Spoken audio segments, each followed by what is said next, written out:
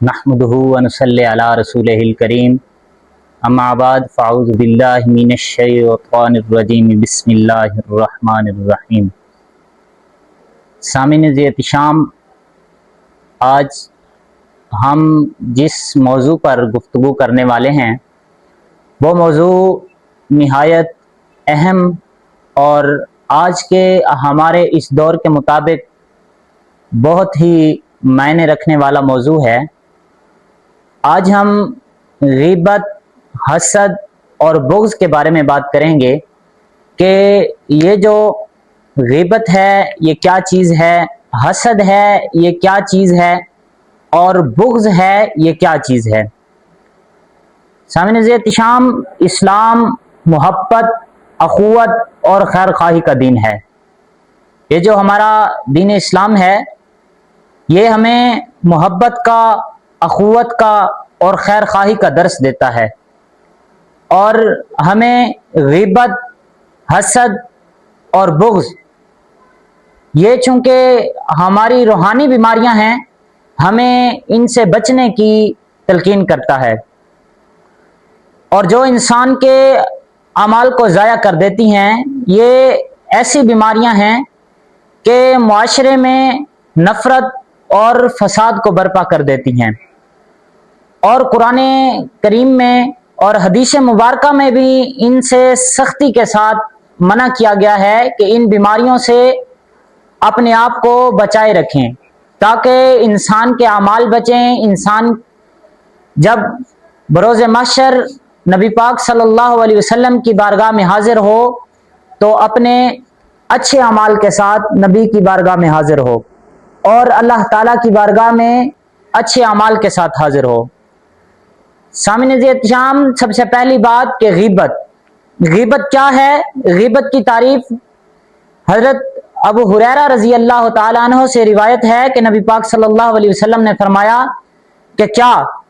تم جانتے ہو کہ غیبت کیا ہے؟ تو صحابہ کرام نے عرض کیا یا رسول اللہ، اللہ اور اس کا رسول بہتر جانتا ہے۔ تو آپ نے فرمایا اپنے بھائی کا اس طرح ذکر کرنا کہ جسے وہ ناپسند کرتا ہو، کہ تم اپنے بھائی کی اس طرح بات کرو کہ وہ اس بات کو ناپسند کرتا ہو، تم اس طرح کی اس کے بارے میں بات کرو۔ عرض کیا گیا اگر وہ بات واقعی اس میں موجود ہو جو ہم بات کرتے ہیں یا رسول اللہ، کیا اگر وہ بات اس شخص میں موجود ہو تو پھر کیا؟ تو نبی پاک صلی اللہ علیہ وسلم نے فرمایا کہ اگر وہ بات اس میں موجود ہو تو تم نے اس کی غیبت کی، اگر موجود نہیں تو تم نے اس پر بہتان باندھا۔ اگر اس شخص میں وہ چیز موجود ہے اور تم نے اس کے بارے میں بات کی تو یہ تم نے اس کی غیبت کی، اگر وہ چیز اس میں موجود نہیں ہے اور تم نے اس کے بارے میں وہ بات کی تو یہ اس کے لیے بہتان ہے، تم نے اس پر یہ بہتان باندھا ہے، تہمت لگائی ہے۔ اور سامعین ذی احتشام، قرآن مجید میں غیبت کی مذمت کی گئی ہے، اور کس طرح کی گئی ہے؟ اللہ تبارک و تعالیٰ قرآن مجید میں ارشاد فرماتا ہے اور تم میں سے کوئی کسی کی غیبت نہ کرے، کیا تم میں سے کوئی یہ پسند کرے گا کہ اپنے مردہ بھائی کا گوشت کھائے، اور تم اسے ناپسند کرو گے۔ اور اب ہمارا دوسرا موضوع کیا ہے؟ وہ ہے کہ حسد کیا ہے، حسد کیا ہوتا ہے، حسد کی تعریف کیا ہے، حسد کی ڈیفینیشن کیا ہے،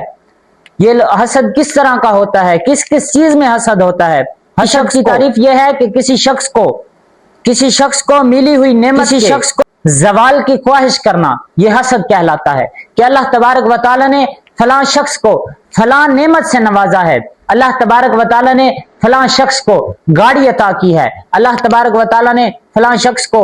گھر عطا کیا ہے، اور ہم اس چیز کی خواہش کرتے ہیں کہ یا اللہ اس شخص سے یہ چیز چھین جائے، اس شخص سے یہ گاڑی چھین جائے، اس شخص سے یہ موبائل چھین جائے، اس شخص سے یہ مال و دولت، زر، اس کا نام، عزت، اس کا وقار، اس کی عزت، ہر چیز ختم ہو جائے۔ تو سامعین ذی احتشام، یہ حسد ہے۔